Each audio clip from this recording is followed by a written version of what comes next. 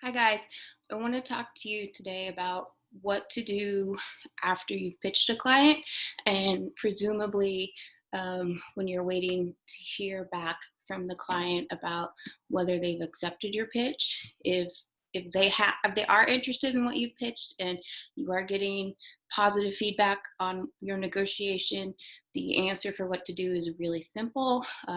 Do whatever you can to get a contract signed. That's what you do if the negotiation's been successful.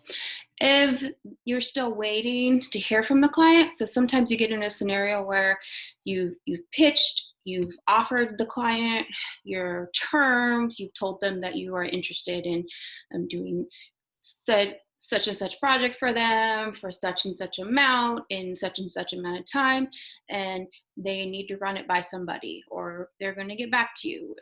Sometimes you pitched a client for a project that involves multiple people or it's a really big overhaul of their brand, and they're going to think about it.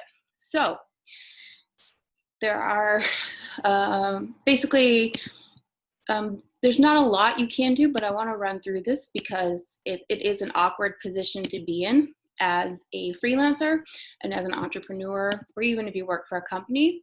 Basically, what you can do is wait. And this is a really normal place to be in for the first few days after a pitch.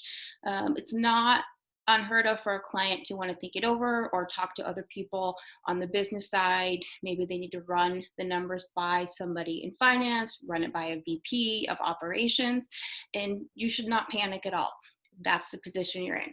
So I know the advice I'm giving to wait sounds like, that's not much. But really, what I mean by wait is stay calm because you're in a good position. They haven't said no, they're just asking you to let them run things by other people. So don't hit them back up. If they're telling you they need to run the numbers by other people, wait and let them reach back out to you. Because if you reach out to them, that could change the position you have in the negotiation. So just stay calm, meditate, go for a run, do some yoga, go hang out with friends who calm you down, whatever you need to do to stay in a calm, grounded state of mind.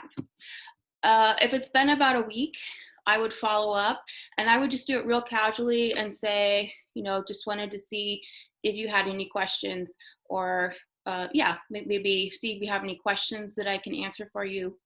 Or if, that might be about what I would say is just wanted to follow up and see if there are any questions I can answer for you.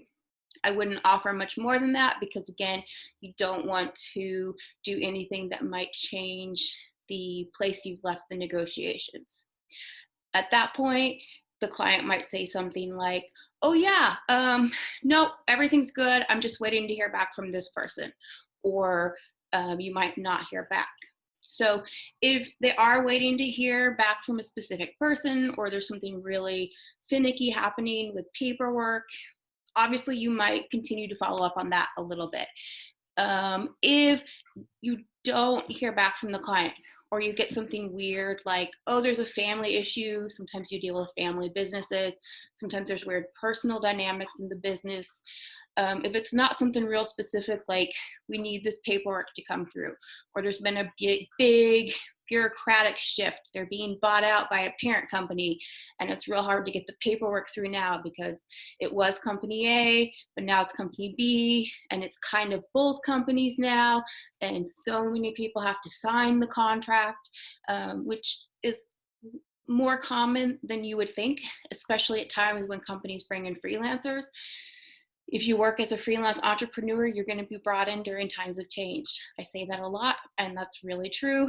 If you're an entrepreneur, you are going to get used to working in periods of chaos for organizations. So if things like that are happening, keep following up. If it's a real specific business operations reason why things are convoluted, keep following up. As long as it seems like it's a reasonable, specific reason that things are getting delayed. If you're getting generic answers like, oh, I'm not sure what's happening, or you're getting no answers, stop following up after a couple of tries. you're basically being told no in a more polite way.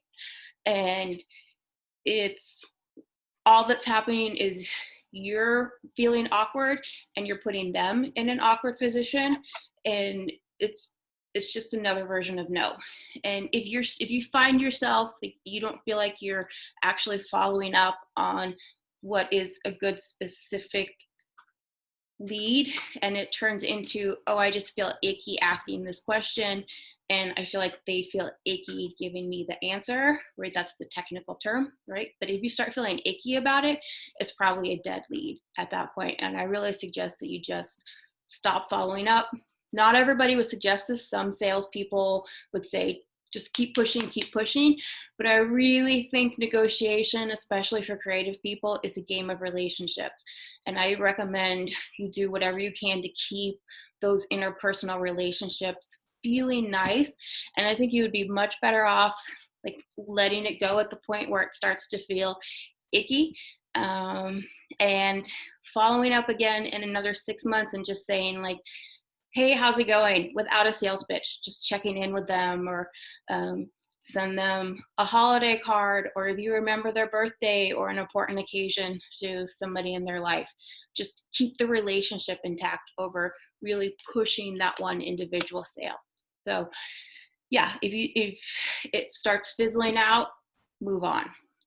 So the good news is, here's what you can do to keep sales alive. Okay, this is my number one sales technique, and it works better with existing clients. It can work with new clients, but it's really best with people you have a relationship with, even if it's not somebody you've done writing work before, but you've just maybe had an internship with, or you know somebody who works at the organization and they know you're a writer, but you have some relationship with this company or with the person who works at the company.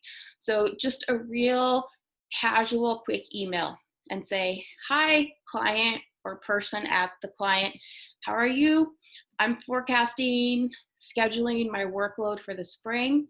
And I've always enjoyed working with you. So something that's positive, but also true. So you want to be really true and really authentic, straightforward, brief. That's the key to this. Okay, I've always enjoyed working with you, and I'm wondering if you have any needs for writing and editing in the new year. So this works because it's brief, it's to the point, it's honest. So I'm a big fan of shamelessly asking for work, blatantly, openly asking for work when you need work. And you're checking in with people that you have some kind of relationship with. You're telling them you're looking for work. There's no shame in asking for work. Lots of people feel guilt and shame about asking for work. And so you're ahead of the game that way if you can break through that barrier of, hey, you know what? I'm just going to ask for work. So you will see this work for people who post things on LinkedIn or who post things on Facebook, do this in a more public way. And before I became comfortable doing this, I used to have feelings of jealousy for people who did this and then found work. Like, hey, I'm looking for work too. Why didn't they hire me? Because I didn't ask, right? So ask for the work that you need. And this is a real individual request. So there's even more of a relationship reciprocity vibe happening here. And if it's somebody that you have a good relationship with, it's even a more effective technique. And again, like, you know, when I'm saying I've enjoyed working with you, I am honest about that. I'm writing to people that I really have enjoyed working with in the past and would like to work with again. I'm hearing some kind of electronic buzzing in the background. I don't know what that's from. My apologies for that if it's picking up on the recording.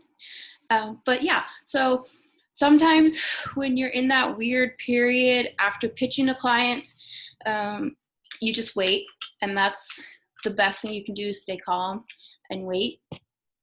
Dog wants attention here. Okay. And so chill out and do what you can to get yourself to calm down. If you have a specific thing to follow up on, do that. If it starts fizzling out and feeling generic and like they're just putting you off, I would say take that as a sign that the sale is dying, and prioritize the relationship over that specific sale, because this is a game of long-term interpersonal relationships.